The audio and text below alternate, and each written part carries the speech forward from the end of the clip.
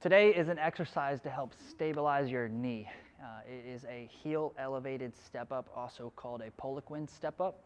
And what it's going to train is the fibers on the inside part of the knee, known as the VMO. You don't need to know that, but that's what it is.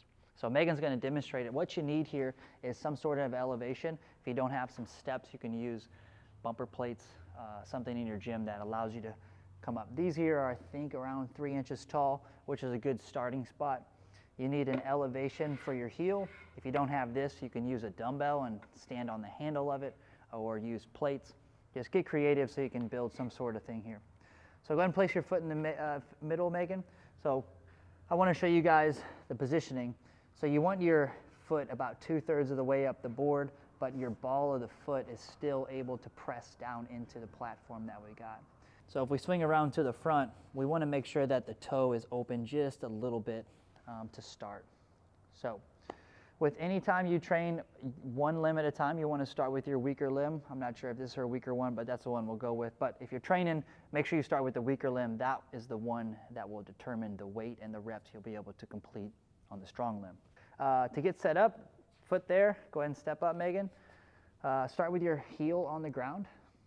So the beginning position, your knee is going to be pointing a little bit to the left. So just off center, the toes up in the air, and the heels on the ground. Hands on the hips, go ahead and stand up.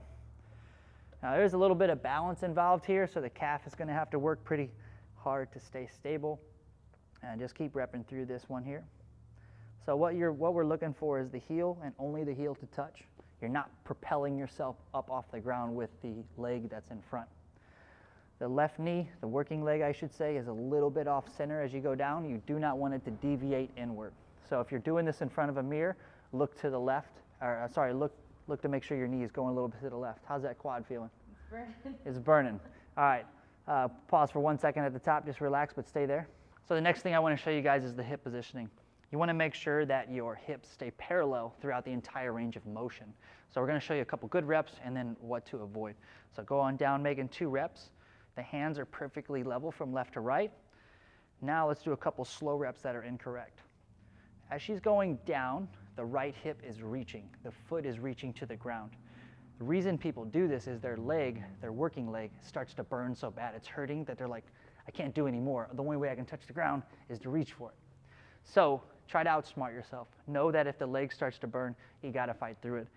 Bend the leg, the working leg, to get lower instead of, one more bad rep, reaching with the hip.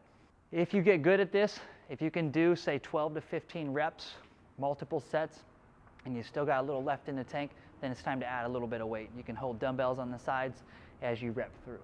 So that there is the heel supported step up, also called the Poliquin step up.